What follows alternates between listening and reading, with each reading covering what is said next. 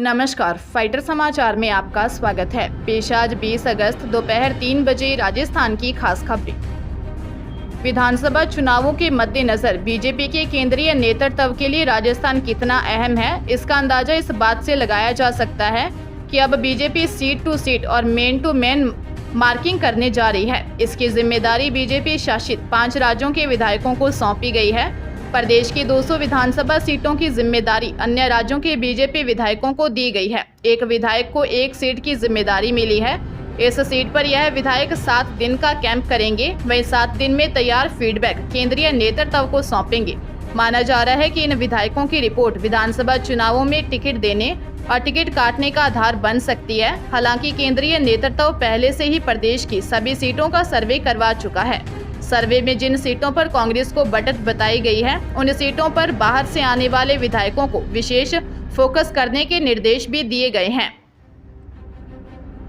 देवगन पंजाबी गायक सिद्धू मूसेवाला हत्याकांड को लेकर सनसनीखेज खुलासा हुआ है। मिली खबर के अनुसार सिद्धू मूसेवाला हत्याकांड के तार अब यूपी से भी जुड़ गए हैं। बताया जा रहा है कि वारदात से पहले लॉरेंस बिश्नोई, करीबी सचिन बिश्नोई सहित शूटर यूपी के अयोध्या में रुके थे।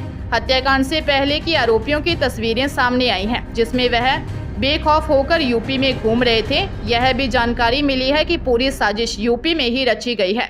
अयोध्या के फार्म हाउस में वह काफी समय तक रुके। वह वहीं पर शूटरों ने फायरिंग की प्रैक्टिस भी की। इस दौरान इनके पास कई विदेशी हथियारों का जखीरा था, जिनमें पाकिस्तान से मंगवाए हुए भी हथियार थे। सिद्धू मूसेवाला को मारने के लिए स्पेशल AK-47 हथियार मंगवाए गए। आपको बता दें कि हत्याकांड में नामजद मास्टरमाइंड गैंगस्टर लॉरेंस बिश्नोई सहित अन्य 31 आरोपियों के खिलाफ 26 जुलाई 2022 को चार्जशीट दर्ज की गई थी। उदयपुर जिले में फर्जी पट्टा जारी कर सरकार को राजस्व हानि पहुंचाने के मामले में न्यायालय ने कानपुर के तत्कालीन सरपंच, उप सरपंच व एक महिला लाभार्थी को 3-3 वर्ष कैद व 70-70 हजार रुपये जुर्माने की सजा सुनाई। विशेष न्यायाधीश ने पीठासीन अधिकारी वीरेंद्र कुमार जसूजा ने आरोपी ग्राम पंचायत कानपुर के तत्कालीन सरपंच उमरडा निवासी भैरूलाल मीना, उप सरपंच मदनलाल डांगी व लाभार्थी मल्ला तलाई सज्जनगढ़ रोड निवासी पूजा देवी शर्मा को भ्रष्टाचार, धोखाधड़ी तथा गबन सहित अन्य मामलों में दोषी माना। आरोपियों ने बिला नाम सरकारी जमीन का फर्जी पट्टा जारी कर 1,19,120 रुपए की राज्य सरकार को हानि पहुंचाई तथा लाभार्थी से उतना ही लाभ प्राप्त किया था। उत्तर प्रदेश कांग्रेस के नवनियुक्त अध्यक्ष अजय राय वाराणसी पहुंचे। इस दौरान उन्होंने पत्रकारों के सामने राहुल गांधी के अमेठी से लोकसभा चुनाव लड़ने का ऐलान किया। अजय राय के काशी पहुंचने पर खूब स्वागत हुआ। जबरदस्त भीड़ उमड़ी थी। इस दौरान उन्होंने पत्रकारों से बातचीत में कहा कि राहुल गांधी अमेठी से लोकसभा चुनाव लड़ेंगे। प्रियंका गांधी चाहे तो वाराणसी से चुनाव लड़ सकती हैं। हमारा एक कार्यकर्ता उनके लिए जान लगा देगा।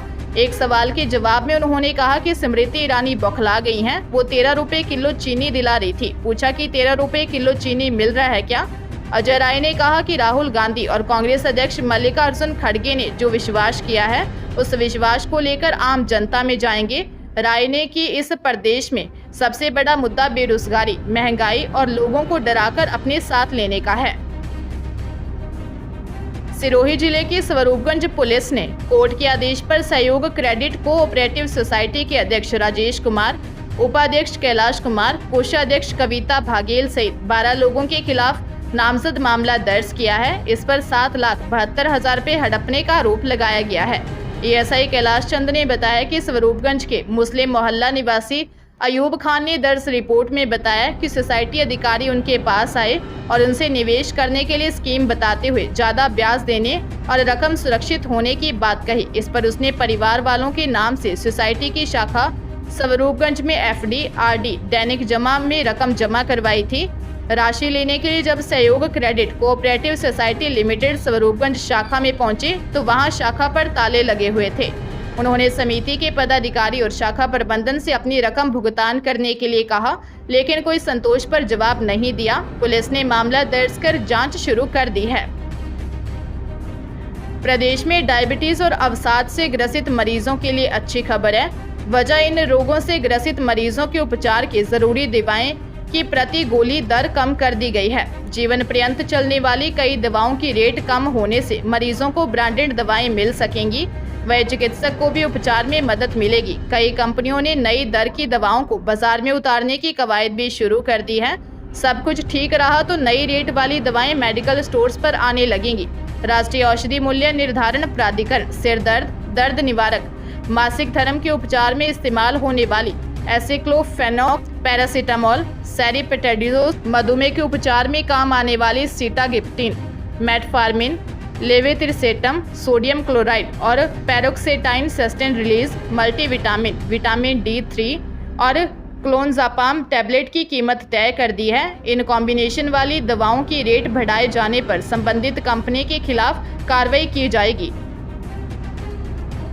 राजधानी को जल्द ही 2 और वंदे भारत ट्रेन की सौगात मिलने वाली है। इनका संचालन जयपुर जंक्शन से नहीं, दुर्गापुरा व खातीपुरा स्टेशन से हो सकता है। जयपुर से इंदौर के बीच संचालित वंदे भारत का ट्रायल भी जल्द शुरू होने वाला है। रेलवे अधिकारियों का कहना है कि जयपुर से उदयपुर के बीच वंदे भारत संभवतः 8 से 10 दिन में शुरू हो सकती है। इसकी रैक उदयपुर पहुंच चुकी है और उसका ट्रायल रन भी हो चुका है। इतना ही नहीं, बुधवार से इस ट्रेन का संचालन करने वाले लोको पायलट, गार्ड, TTE समेत अन्य स्टाफ की उदयपुर में ट्रेनिंग भी शुरू हो चुकी है।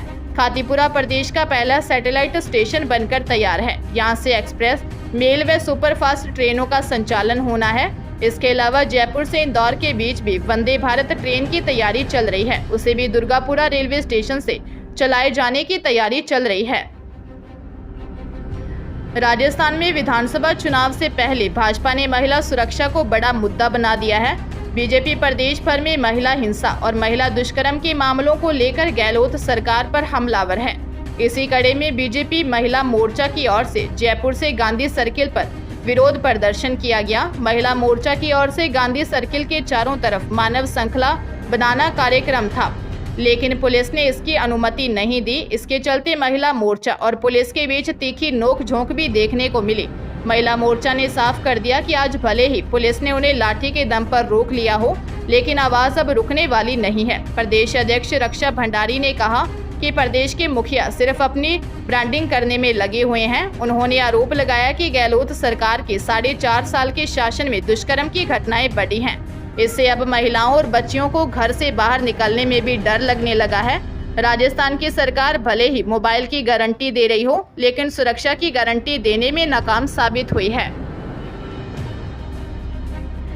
इस बार भादवे के महीने में रामदेवरा में भरने वाले रामदेवरा मेले के दौरान यात्रु ट्रेन की छत पर बैठकर सफर नहीं कर सकेंगे।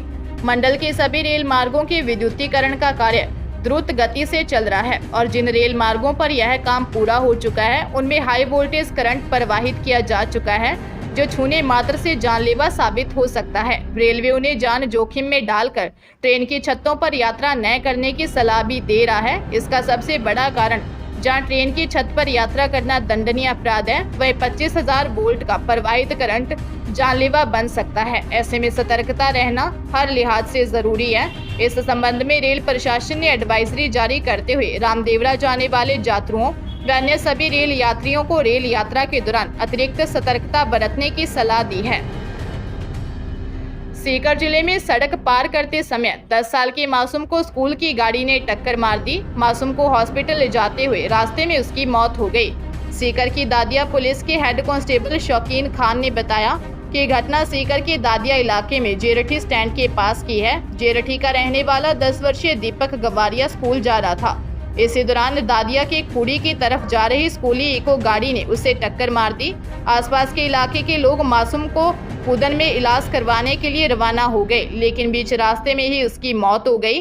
टक्कर मारने वाली स्कूली गाड़ी को भी थाने पर सुरक्षित खड़ा करवाया गया है। घटना के दौरान गाड़ी में 3 स्कूली बच्चे भी थे, जो पूरी तरह से ठीक हैं। फिलहाल पुलिस पूरे मामले की जांच में जुटी है।